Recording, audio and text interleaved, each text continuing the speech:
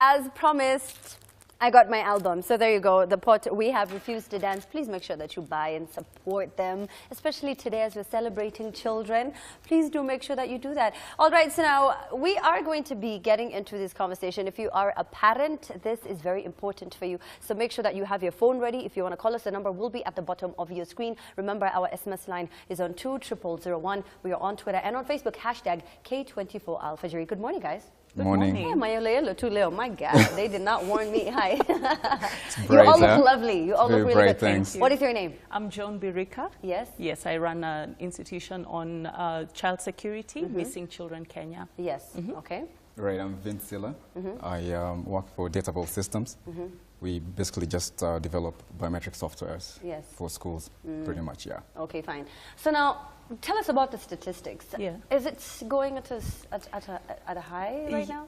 Well, that's a great way to start this conversation, and my answer is not very helpful because actually we don't have national statistics on missing children. Why? We do not have national statistics that we can bank on missing children. Why is that?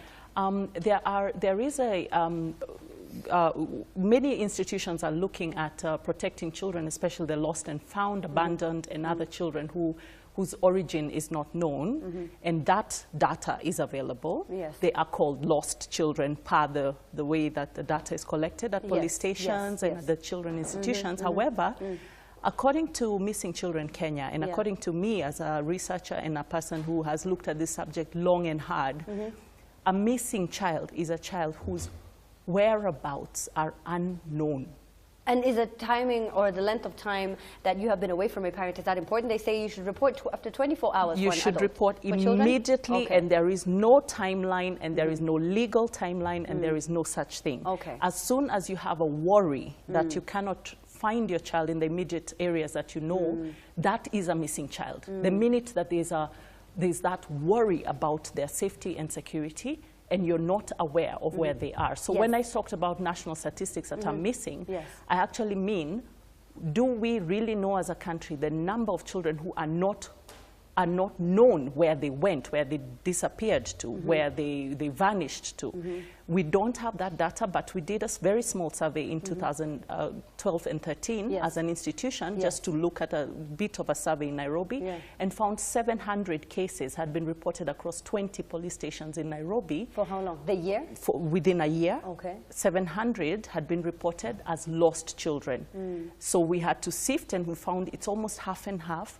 Some are the missing, their whereabouts are unknown, and some had been lost and found children who have been placed in children institutions. Yes, okay, fine. And there are also some who are just kidnapped, and some people are calling for ransom. Okay, fine. Now, tell us about your app. Is it an app? Yeah, actually, yeah, it is an app. What is it called? It's called ID. ID? Yeah, so because children don't have IDs yet, so how do you actually positively identify a child? And that's the problem. How do you say that this child actually is yours when they do go missing? How do you know that the child is actually missing? Yes. Sometimes even kids walk to school and then actually never make it to school. Very true. So then as a parent, when you get home at 6 in the evening, that's when you start searching for your child. But shouldn't you be alerted as early as maybe 9 o'clock? Immediately, as she said. Right. I mean, if your child is not at school, then where is your child actually? And this is the problem. And then even you realize after post-election violence, the percentage of the street kids rose to almost like 40%. What does that mean? It means actually these kids belong somewhere, it's just that they can't trace their way back home. They can't. So we're talking about, you know, in the event of violence, natural disaster, floods. Okay, we don't have earthquakes here, but, you know, just anything where people can be separated, and the people who suffer the most are actually the children. Yes.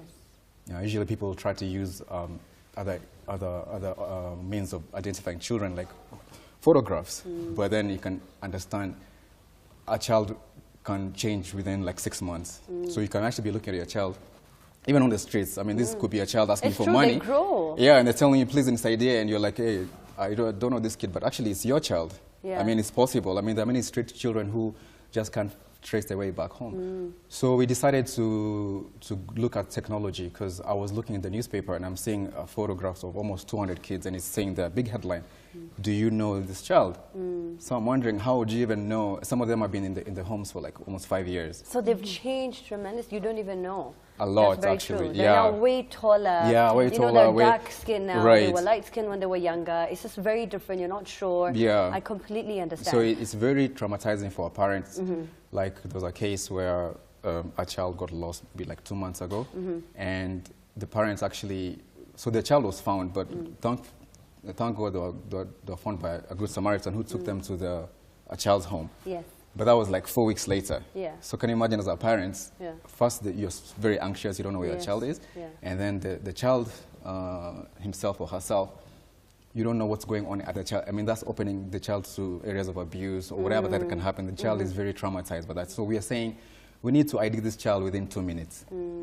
We don't take time. We don't need to take time. As soon as we find the child, we ID the child, and you as a parent get a text message telling you, from wherever you are, you can even be out of the country, but your child is in the custody of missing child. And then you get a number, obviously, please call this number, even the Google Map location. Everything. Everything. Yeah, so we're asking parents, it's time to embrace technology. Forget about, it's a new threat, new tools. What are you, because as a parent, if your child gets lost, the state will not help you. Okay, they'll try. The school will try.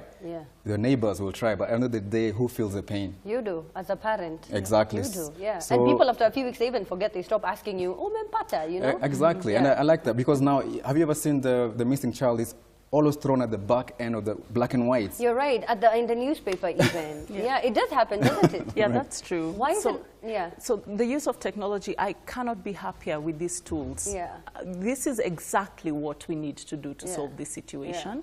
At the moment, it's a very manual, physical, costly, you know, emotionally costly and financially costly process to trace your missing child. Yes. The Children Act of Kenya has it places the mandate on the Director for Children's Services to trace the origin of a lost and found child. How on earth will they do that if not manually wake up, start to ask, have you any clue where you came from? Where do you even start Go from? there, start to hunt physically door to door. Where have do you you ever go? heard of this name?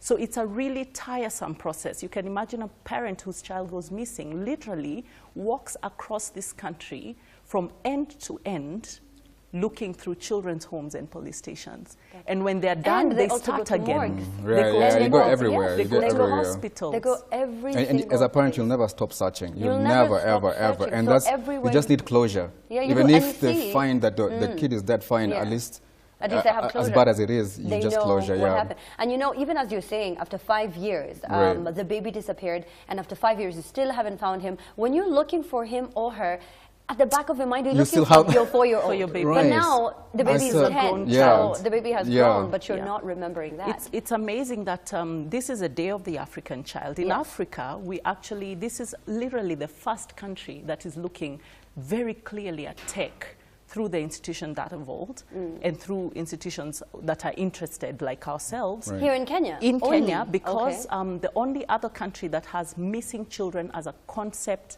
as an institution and as an idea is South Africa. Yes. That is really looking to say, you know, let's have some form of policy around missing. And remember, I differentiated missing from lost. Missing, we don't know where they are. The baby is. The lost and found are sitting somewhere, and we just need to put 2 and 2 together and figure out. So technology is awesome. I think there is great potential in this piece of technology, because it will serve a greater, this is a country where we are a transit nation.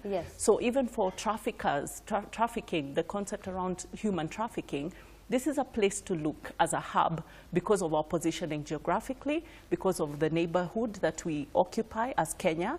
And if we cannot identify the children that leave our borders, whether it be by whatever means, that is really very critical, because this is a hub of traffic and people moving in and out because geographically we're placed at the right place.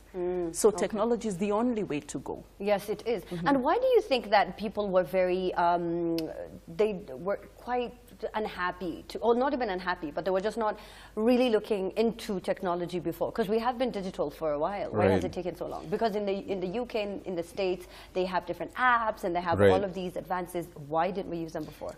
No, because even actually in the UK and in the US, as is mentioned, there is no. Okay, they have apps, but these apps are maybe just apps to inform parents about child safety, blah blah blah. But in terms of positively identifying a child and accounting for a child, yes. Actually, you can Google it anywhere. I think this is probably the first tool because we before the other tools people were using, maybe you need a laptop, big machines to go and register people. And obviously, you know, children, you cannot fingerprint them because the fingerprints stabilize at 12 years old. So that becomes a problem because it'll keep changing. Yes, you can fingerprint today, but tomorrow, a year from now, it won't be the same. The patterns will change. Yes. So we had to look to a different technology, which is the iris. The iris, everybody, is unique to everybody, just like the fingerprint. But it's much better, it's much cleaner, it has, the fingerprint has like 30 matching points. Iris has 290, which means it's more accurate. It says that this is you, this is you, this is her. Yes. And so it stabilizes at 18 months. So it means you can register kids, at least school-going kids, you can be able to register them. Under 2 years old. Yes, exactly, right. And so once it stays there till death. So you can actually have a database of all these kids. Up to, so from birth, or rather from 18 months to forever, yes, pretty much. Exactly. And is it readily available now? Because is it still being tested? No. Actually, we have tested it. It's been tested almost for a year now. Is this by the government? Yeah, we have 2 projects, actually 3. The first one is called BioSIM, Biometric Student Information Management System. Yes. Which is what we are trying to work with the Ministry of Education, so that first of all they cut out the ghost students. They're basically losing almost 3 billion shillings annually on ghost students, on 2 million ghost students. Yes. This is from the data. So you know they're given bursaries. Yes. So a teacher, funny, you just say you have 1,000 students instead of 200. Yes, and they don't exist. But so you get in the school. So when they come, they're like, but your school. Anyway. So there's no way of monitoring because I think they just send the files manually. Yes. So in this way, if they use the iris, you can't know from their offices that your school only has 200 students. There's a dashboard which the ministry would have, and from county to county, you just click and say which school, Nairobi, you say exact number. You can't add because you can't add irises. Once you've add one, for that student, it's unique to that student. So you can't add no matter what you want to do. So the kids are counted for there. So there you're saving that money. Number 2, any child who misses school for more than 10 days straight, the way it should work, an alert is sent to the ministry. The ministry have to send the list to the chiefs. So the chiefs have to come to your house. To ask you why the child is missing. So then you will say... You as a parent are held accountable. Yes. Yeah. So where is Amina? Oh, Amina is here. She's sick. So we have to look at her. And when you do you have to test using your machine to be sure that this is indeed Amina? Yes, we actually give them the tools to actually do that. So they'll go to your house and they'll call on you. So they have to account for you. Has she been early marriage? Is it FG? Is it child labor? Okay. Where is Amina? Has she moved somewhere? Okay, tell us where she's moved. 10 days is quite long. If we speak about... Well, because sometimes you just could be sick and logistically, it has to make sense. Yeah, you just can't be traveled or whatever. So to be sure, let's just give them 10 days. You see this child, so the system picks those children who are absent for those 10 days and sends to somebody to go look up. So in this way, we are looking at the welfare of every child in Kenya because is she being abused?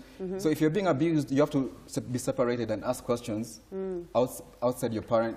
What's wrong? What's going on? Are you okay? Blah, blah, blah. You know, and girls can also be able to send information about what's going on if they're being abused by a teacher or... And where does that go? To the ministry? No, it goes now to your organization. For now, we are sending it, then it can be routed. But so you're working together? Yes. Okay, fine. Yes, we're attempting to make all these things make sense to everybody. Okay. It makes no sense to hold such a great system if the users can't access it. This is a system that will be relevant to police, relevant to the children's services, relevant to institutions, charitable institutions, national security, immigration. Okay. Yeah, because the question and is it only for children? Yeah, for now, because the question is... Up until what age, though? Because now as you start, people will want to register the children. Until high school, until Form 4. Until 18, yeah. So then what happens? Does that automatically, do you just get off the system? But here's the thing though. So government can use it this way. So all kids are supposed to be in school. Yes, they are. Yeah? Yes. So if a child is not in school, where is that child then? Okay. That's the question, number one. Number one. So here, you know, kids, like I said, you wear the uniform in the morning. Like this was happening a lot in Meru when you're doing the test. When you were doing your research. Yeah, okay. they wear uniform, but the boys go to the quarries to work all day. Then they come, put on the uniform, and go back home. So a parent has no clue. To try and hustle. Yeah, to try and hustle. So a parent has no clue this guy has not been in school. Somebody could be being radicalized. You get? I mean, they're going somewhere else to. So you as a parent, you have no clue because you're busy, and the government wanted to actually punish parents who do not take care of children. Yeah, but as a parent, you know, you have many problems. You're trying to make money. You're trying to provide bread, and here you are again following your son. Exactly. I can't follow up this guy. He's wearing uniform. I mean, I just don't have the time. I dropped him at school. He sneaked out. Yeah. I have done the best that I can. Exactly. And even we're going to be watching a clip just now because when we're talking about technology, there's also something else that, you know, children do online. And as parents, as you've said, is to punish them because they need to monitor their children. Where are they and what are they doing? And one of the biggest things, or one of the biggest well, the biggest avenues that they spend their times on is on social media. Yes. They spend it online, they spend it on the internet, and it is insane because you know what you can get, what you can get exposed to at an early age, and that should not happen. So do you know what your child watches on the internet? Are you really monitoring them or not? So let's take a look. It's time for Word on the Street.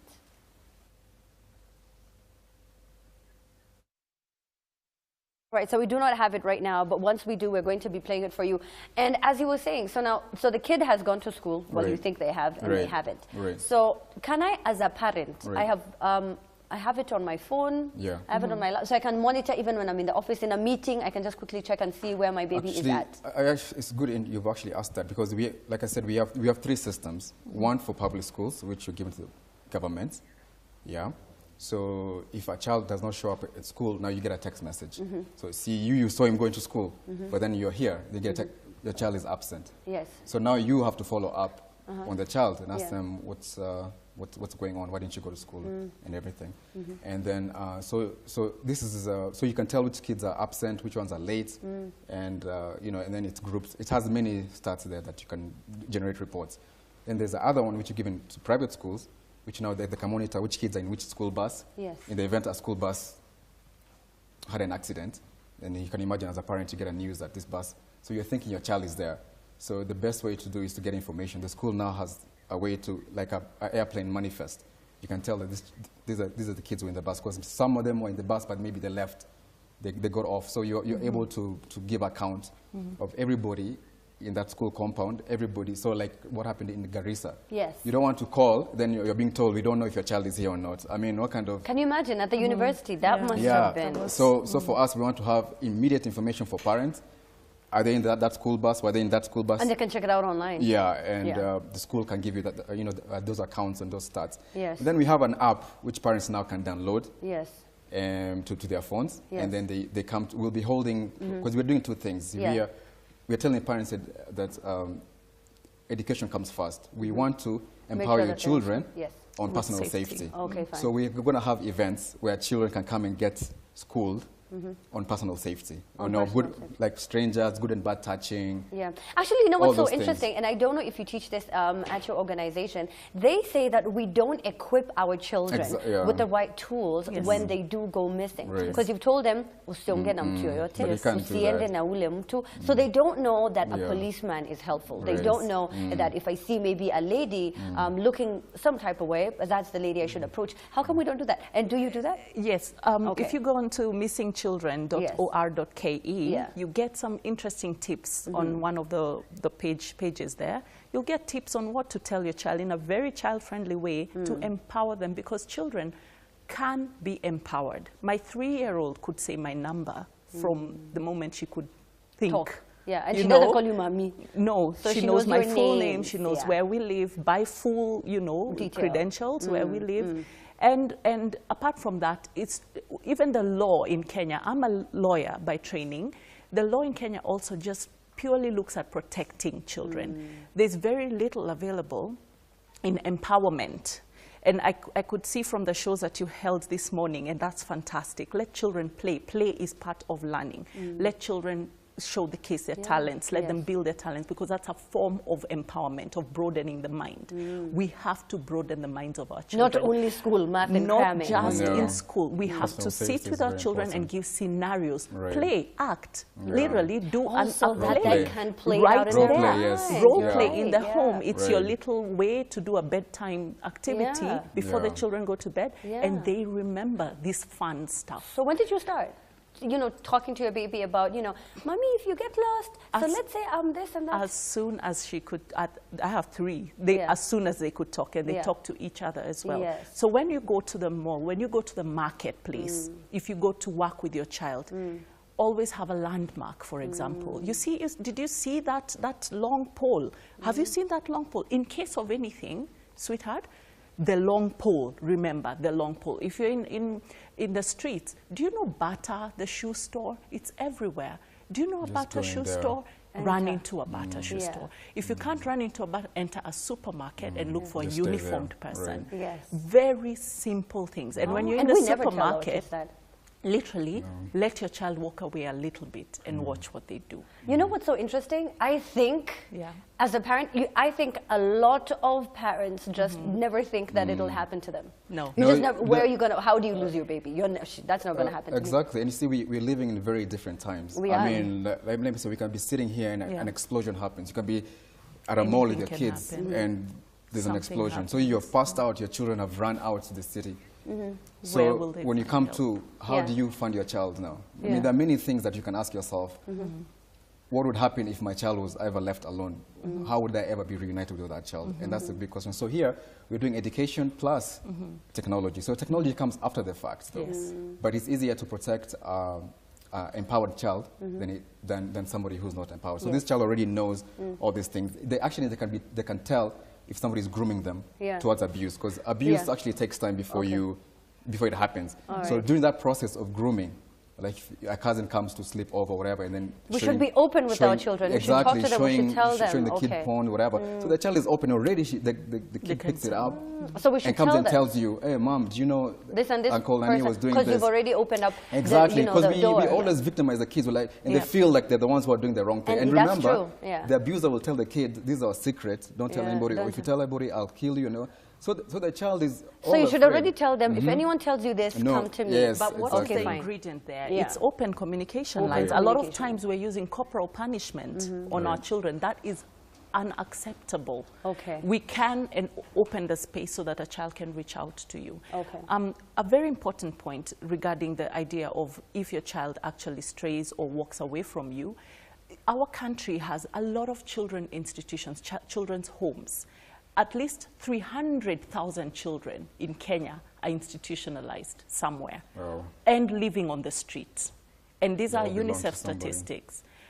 These children, many of them have actually loving homes where people actually need them back. We're just asking, can we reduce the amount of children that are seeking protective care by reuniting them with their loving families? Remember, some children do run away because their families are not loving, they're not providing, they're not. So there are a lot of runaways, there's a lot of violence in the home, and children do try to get away from this.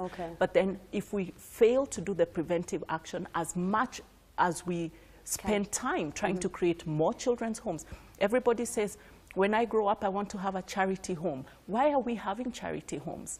That's an indication of a real catastrophic problem. So we should try and reverse the problem. We should reverse the problem. Let's have families who are keen and interested, and communities, because even orphaned children have other relatives. Communities, and that's the work the Children's Department has been doing heavily, commendably, trying to go back to communities and say, let's reintegrate children out of systems, out of corrective systems, out of streets, let us reintegrate them into the communities they belong. All right, guys, we have to wind up. So real quick, because we have only 1 minute, where can somebody get your app? So actually it's easy. How it works? So during the... But you have 1 minute, so during the events that we'll be holding for education, parents can come there, the children have fun and everything, but then they can get registered. This is the iris camera. It's very easy. There's no laser, you can take a look at it. You can just register then it's sent to your app. to your app, so you download the app, then you have it with you. Hold it still, Vince. Sorry, okay, there. sorry. So there it is. So this is an iris camera. Okay, it just there captures it is. the eye, move, and then it sends. So personally, this is your personal data. You own it. Yes. So we don't keep any data. Okay. So the day the child goes lost or missing, give it to me. I want to take a look. Okay. You just go to your email and upload that on the missing child server. So it sits on a watch list server. Yes. So even at the airports, anywhere that child is being trying to be trafficked, or even 18 years later, when your child goes to get an ID card, let's say you never find your child. 18 years later, they go get an ID card. Imagine.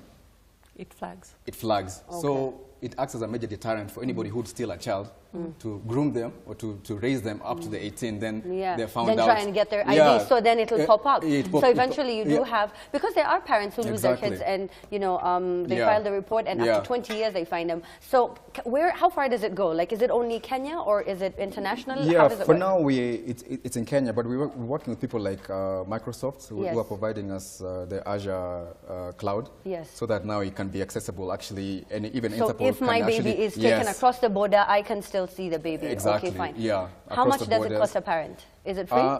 Well, the app is free itself, but the updates and everything is about maybe we haven't come up to a price set, but it's going to be under 200 shillings a year. Okay. Oh, 200 shillings a year. Okay. Well, we should be able to pay that for your child. Do you have any final comments? Day of the African Child. Yes, it's the Day of the African Child. Let's empower children. Let's talk to our children. I think what's really interesting and important is the role the media has taken. Yes. The media has played a great role, especially when a child goes missing. You do report. Let's do this a lot more. Let's kind of make this a systematic thing. Okay. So the data that comes out of some of these apps or people reporting, however they do report, it's important that we take as quick a time to reunite a child with their family, because the exponential threats that they experience, they just keep growing with the time. Vince, any final comments? Yeah, so thank you for having us, but also I just wanted to add to what she's saying. I forgot to say that once your child's information has been posted, then it creates a PDF file, which is sent to all, we're hoping that K24 will be one of the first ones to, like the way they do in the States with the Amber Alert system. Yeah. So we put the PDF alerts of that child, and even if a maid has run away with the child, her photo. So we say, breaking news, this baby, exactly. Of course, after a protocol has been made and to the protocol, allow me to speak on the protocol. Kenya Police Service, the National Internal Security, is the primary institution for security issues. We are not a security institution at all. You have to go to the Kenya Police first, and then come but we are supporting, complementing efforts of the government in trying to get a child back to their parents. Thank you very much. I feel like every time I'm always struggling to stand up when I'm having our social hour discussions. Are just so intriguing. Thank you very much, guys. Of course, we're still going to be talking some more. Don't you move. 200 shillings is very affordable. Christine, you have 2 kids. I have a son. You would want to pay that, right? We pay for insurance, we pay for so many other things. This would be an important, you know. I would definitely pay, because I mean, I've also done. This is very awkward because the conversation is happening between 2 mothers and I'm just there like. I know, Ian, so you could just move right here. So as we were saying, I mean, it's so important to be able to keep your kids safe, and if you can find a way to do that, and if they do go missing, a way to find them, then I think you would pay. You would pay. You would pay that much money. And Ian, of course, we will pay for you as well. The 200, Bob, Christine and I, 100 to find our missing baby of the show. Anyway, guys, thank you so much for joining us. Just call me a baby. I'll assume that never happened. It's all love, Ian. Yeah, of course, today we're talking about the Day of the African Child, quite an important day. Very June 16th. And of course, we talked about why this day is marked all over Africa, member states of the African Union since 1991. Quite an important day. Thank you very much, Amina, for that discussion. My name is Enofula. Let's do this again, same time, same place tomorrow. And my name is Amina Abdi Rabar. Is tomorrow Friday? It is Friday. TGIF. Oh, gosh. And I'm Christine Bithi Maduri. Thank you so much for staying with us. Adios.